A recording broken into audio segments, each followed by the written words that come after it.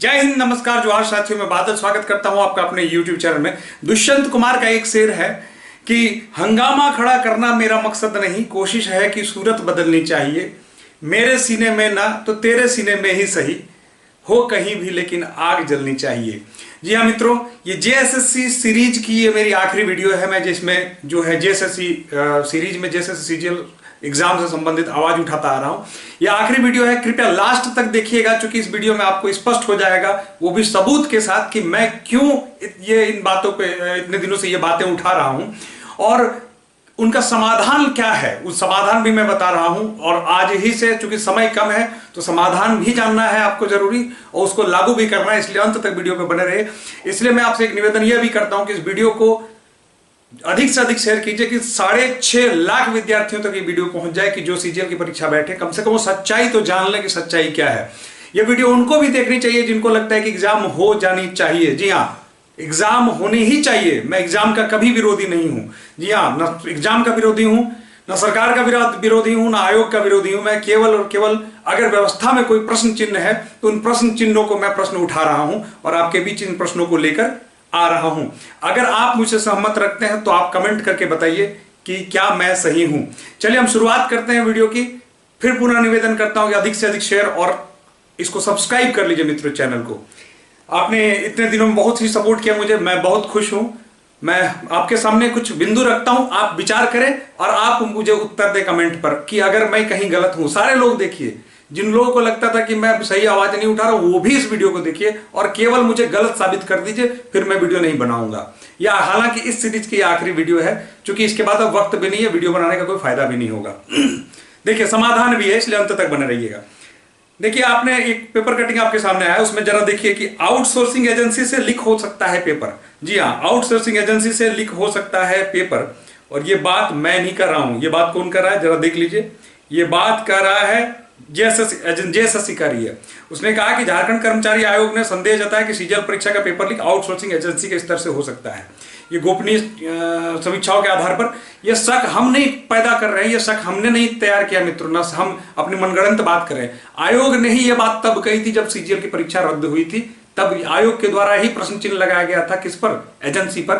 उस पर मैं भी प्रश्न चिन्ह लगाता हूं कि अगर ऐसा है तो एजेंसी कहां है। और मित्रों ध्यान दीजिएगा, एक लाइन समझिए, इसका जवाब मैं चाहता हूं, संभवतः आप सब भी चाहते हैं, कि अगर एजेंसी ये दागी थी, आपने इसको डिबार कर दिया, तो एजेंसी ने भी तो वापस से केस कर दिया जेएसएससी पर कि हमको गलत साबित कीजिए। अब पुनः जब हो रही है तो हमें तो हक है कि एजेंसी कौन है सही गलत जानने का। और दूसरी बात बता देते हैं, अंत तक बने रहिएगा, एक भी बार स्किप मत कीजिएगा, बहुत महत्वपूर्ण मुद्दा है, छूट जाएगा। हमको एक बात बता दीजिए कि ठीक है, आप हमें मत बताइए, हमारी मांग यह है कि आप सीलबंद लिफाफा में एजेंसी के बारे में ये बताइए कि क्या ये एजेंसी पुरानी एजेंसी से किसी प्रकार संबंधित नहीं है, क्या ये फ्रेश है, क्या इसका ट्रैक रिकॉर्ड सही है। उसका सारा रिपोर्ट आप बंद करके हाईकोर्ट में दीजिए। हाईकोर्ट के पास सीलबंद, हमें देने की जरूरत नहीं है, हमको उसका नहीं चाहिए, ना किसी विद्यार्थी को चाहिए। मतलब है कि स्वच्छ होनी चाहिए, तो हाईकोर्ट में सीलबंद लिफाफा में आप दे दीजिए जवाब कि हाँ ये उससे मतलब नहीं रखती है, नई एजेंसी है और हम केवल गोपनीयता बरतने के लिए इसको ये बंद करके रखे, नहीं बता रहे, हमें कोई आपत्ति नहीं है उससे। दूसरा आपके पास है, देखिए, ईडी को विनोद सिंह के पास से मिले जेएसएससी परीक्षा के एडमिट कार्ड। मित्रों जरा हमको बताइएगा कि ईडी को मिले थे, इस न्यूज को आपने पढ़ा था उसी वक्त कि जब ईडी की जांच चल रही थी हेमंत सोरेन के खिलाफ, तब की बात न्यूज है ये। अब बताइए उस समय क्या है कि उसके में से कुछ सस्पेक्टेड जो है एडमिट कार्ड्स मिले थे, उस पर ईडी जांच कर रही थी। उसका लीड्स क्या हुआ, उन लोगों के क्या पूछताछ हुई, उसका क्या निष्कर्ष निकला, हम लोग तो नहीं जान रहे हैं। हम अगर देखेंगे कि ऐसे संदिग्ध व्यक्ति के पास अगर किसी का एडमिट कार्ड है तो उसका सवाल जवाब तो हमारे मन में आएगा ना। तो वही सवाल मैं उठा रहा हूं कि ठीक है, अगर ऐसे लोग पकड़े गए जिनके एडमिट कार्ड है तो क्या हुआ। और हम लोग भी जानते हैं कि एसआईटी के दौरान भी कुछ एडमिट कार्ड्स आए थे हाथ में। अब बताइए क्या उन लोगों पे कार्रवाई हुई, और अगर नहीं हुई तो वो लोग कहां हैं, उन लोगों के बारे में जानकारी। क्या वो बच्चे फिर इस बार भी परीक्षा बैठ रहे हैं, यह भी सुनिश्चित करना है। अगर बैठ रहे हैं तब तो फिर कोई मतलब ही नहीं बनता है। उन लोगों को सूचीबद्ध तरीके से परीक्षा से डिबार किया जाए कि जिन लोगों को ये एडमिट कार्ड जिनके प्राप्त हुए थे। और अगर इतने दिनों में, चूंकि जिस दिन परीक्षा हो रही है पूरे 7 माह हो जाएंगे, 7 महीने में तो मुझे उम्मीद है कि उनसे पूछताछ हो गई होगी, व्हाटसोएवर। हमें मत बताइए, लेकिन अपनी जांच की प्रगति हाईकोर्ट को जरूर बता दीजिए। अगला देखिए कि नियुक्ति गड़बड़ी करने वाली एजेंसी को अब जिलों का जिम्मा। जी आप एजेंसी मैं कर रहा हूं, मित्रों, जो एजेंसी या डमी एजेंसी की जो बात चली है ना, जो कयास लगाए जा रहे हैं या जो भी अंदेशा लगाया जा रहा है, वो क्यों हो रहा है जरा देखिए। हिंदुस्तान की है, कोई रिपोर्टेड अखबार की है। नियुक्तियों में गड़बड़ी करने वाली एजेंसी को अब जिलों का जिम्मा। भैया, जिस एजेंसी ने नियुक्ति में गड़बड़ियां की उसी को ये स्वास्थ्य विभाग वाली है, ध्यान दीजिएगा। ये स्वास्थ्य विभाग में जो बहालियां हो रही थी तो एडहॉक बेसिस पे, उसमें जो एजेंसी थी उसने जो गड़बड़ी की थी राज्य स्तर पर नियुक्ति करने में, उसी एजेंसी को जिम्मा दे दिया गया जिला स्तर की बहालियों करने का। अब बताइए, हमें शक होगा कि नहीं होगा कि वही काम हो सकता है जैसे सीजीएल में हुआ हो, कि सीजीएल की जो एजेंसी थी उसने गड़बड़ किया, और चूंकि हमें तो पता नहीं कि अब एजेंसी कौन है, तो हो सकता है कि वही एजेंसी हो। तो ये शक हमारे, देखिए ये सारे बिंदु को आप नोट करते चलिएगा मित्रों, वीडियो को स्किप मत कीजिएगा। मैं पूरे तथ्यों के साथ आज आया हूं और तथ्यों के साथ इस बात को रख रहा हूं। अब देखिए, होनी है। और आखिरी जो है ये आप देख लीजिए कि 7वीं बार स्थगित करनी पड़ी जेएसएससी सीजीएल की परीक्षा।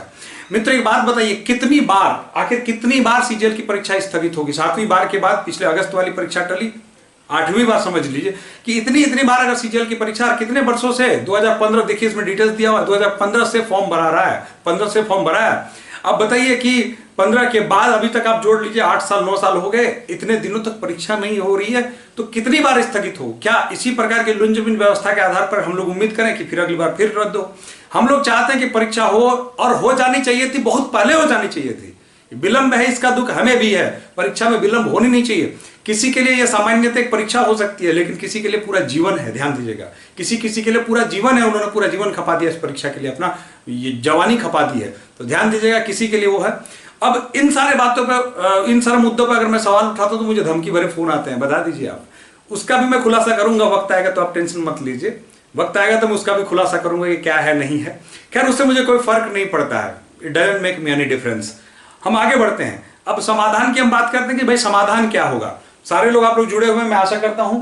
समाधान के तौर पर देखिए, हमने जो टीम है, ध्यान दीजिएगा, एक युवा होनहार विद्यार्थियों की एक टीम है जिसने अपने कंधे पर यह जिम्मा उठाया है। उनके नाम मैं डिस्क्लोज कर दूंगा आपके सामने कुछ 1-2 दिनों में। फिलहाल जो काम की प्रोसेसिंग चालू हो गई है उसके बारे में मैं बता देता हूं, और आप भी इसमें जुड़िए, आप सबसे मेरा निवेदन है।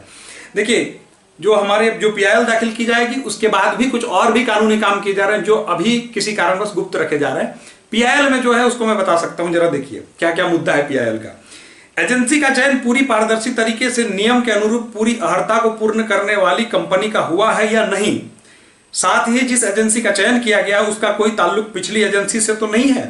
इन तथ्यों की जांच के लिए स्वतंत्र एजेंसी से फॉरेंसिक ऑडिट करवाया जाए, और इसको जो है अगर आप सार्वजनिक नहीं कर सकते हैं तो कोर्ट को सबमिट कर दीजिए, कोर्ट के पास रहेगी, हम लोग मान लेंगे कि भाई चलो बहुत अच्छा।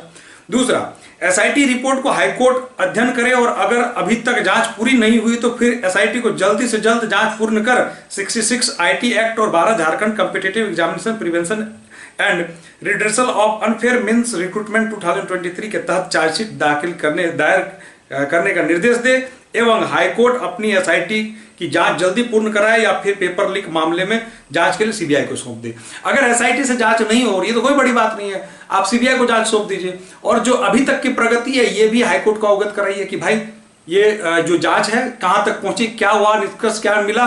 चूंकि जांच नहीं हो रही है तो अब तक अफवाहें का बाजार गर्म है, अब तक चीजें हो रही हैं। अभी देखिए झारखंड में अभी अफवाहें तो बहुत उड़ रही है, बोकारो में देखिए पता नहीं क्या किस प्रकार का वो जो बहाली हो रही चौकीदार की, उसमें कुछ प्रकार का हंगामा हो गया है। उसके बारे में डिटेल्स अभी मेरे पास नहीं आया है, डिटेल्स आएगा तो मैं आपको बताऊंगा कि चौकीदार बहाली में क्या हंगामा हुआ है।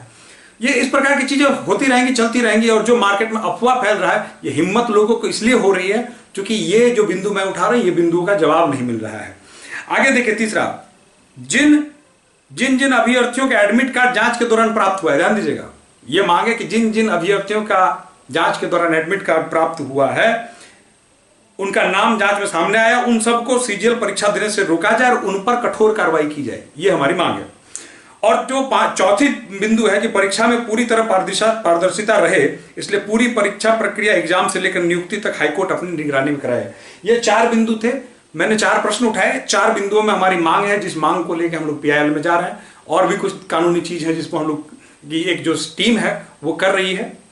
माफ कीजिएगा, मैं श्रेय नहीं लेना चाहता हूं। कुछ विद्यार्थी जो अपने परिश्रम के बल पर, अपने मेहनत के बल पर इस काम को कर रहे हैं लीड। जो विद्यार्थी चाह रहे हैं कि उन लोगों का साथ जुड़ जाए, उन लोगों के समर्थन में आए, मैंने टेलीग्राम चैनल का लिंक दे दिया है इसी वीडियो के डिस्क्रिप्शन में, आप उससे जुड़कर वैसे लोगों से संपर्क करके आप अगर हक की लड़ाई में अपने साथ उनके साथ खड़ा होना चाहते हैं तो आप खड़ा होना चाहिए भी, क्योंकि अभी नहीं तो कब। अब इन सारे बिंदुओं के बाद आप सहमत हो गएंगे मित्रों कि मैं इतने दिनों से प्रश्न क्यों उठा रहा हूं। ध्यान दीजिएगा, हो सकता है कि वीडियो आज आपको लगी मैं लगातार प्रश्न उठा रहा हूं, और मैं ऐसा कहीं नहीं बोला हूं कि मुझे सीजीएल परीक्षा नहीं होनी चाहिए। मेरा कहना है कि परीक्षा हो, साफ सुथरी हो और पारदर्शी तरीके से हो। ध्यान दीजिएगा, पारदर्शी तरीके से नहीं होगा तो इससे जुड़े सभी लोगों पर प्रश्न चिन्ह उठते आए हैं और उठेंगे ही।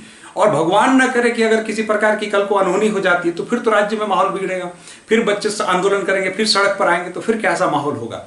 उससे अच्छा है कि prevention is better than cure. तो आप ध्यान दीजिएगा कि प्रिवेंट करिए, चीजों को रोकिए। मेरा कहना है कि आप सभी जो लोग चाहते हैं कि परीक्षा सही समय से हो, ठीक से हो, पारदर्शी तरीके से हो, इस मुहिम से जुड़िए और अपने हक का सवाल पूछिए। ठीक है, अगर आपके मन में कहीं से संदेह आया है, उन संदेहों का जवाब आपका मिलना हक है, क्योंकि परिस्थिति ऐसी बनी है कि इन परिस्थितियों में आपके सवालों का जवाब दिया जाना जरूरी है। ठीक है, तो सीधी सीधी बात है कि यहां जब तक चीजें स्पष्ट नहीं होंगी, ये आशंकाएं, शंकाएं, आकलन होती रहेंगी और ये जो आशंकाओं के आधार पर प्रश्न चिन्ह उठते रहेंगे और ऐसी चीजें चलती रहेंगी। ध्यान दीजिएगा, हम लोग भी नहीं चाहते हैं कि परीक्षा अटके। ध्यान दीजिएगा, युवाओं की सरकार है, हम लोगों ने भी बड़े आशा भरी निगाह से यह सरकार आई थी, जो युवाओं की सरकार कह के आई थी। अब युवाओं की सरकार से युवाओं को भरोसा ना हो, आशा ना हो, तो किससे होगा बता दीजिएगा। तो युवाओं की सरकार से युवाओं को आशा है, उम्मीद है, सब लोग अपना काम ठीक से करें और जो हुआ सो हुआ, लेकिन परीक्षा हो तो फेयर तरीके से हो, यही मांग है। और अन्यथा कोई ऐसी मांग नहीं है कि ना परीक्षा को बदनाम करने की कोई साजिश है, ना ही इस किसी प्रकार का कुछ अलूल जलूल अफवाह फैलाने की साजिश है। केवल एक प्रयास यह है कि एग्जाम हो तो फेयर एग्जाम हो, क्योंकि 8 वर्षों से लोग इसके लिए संघर्षरत है और प्रयत्नशील हैं। मैं आप सबसे पुनः निवेदन करना चाहता हूं कि इन टीम से जुड़िए। इन टीम से जुड़ने के बाद आप आगे टीम में वहां आपकी वार्ता हो जाएगी। साथ में मैं आपसे निवेदन करता हूं कि चैनल पर अगर आप नए हैं तो चैनल को सब्सक्राइब कर दीजिए, वीडियो को अधिक से अधिक लोगों तक शेयर कर दीजिए। जय हिंद, धन्यवाद।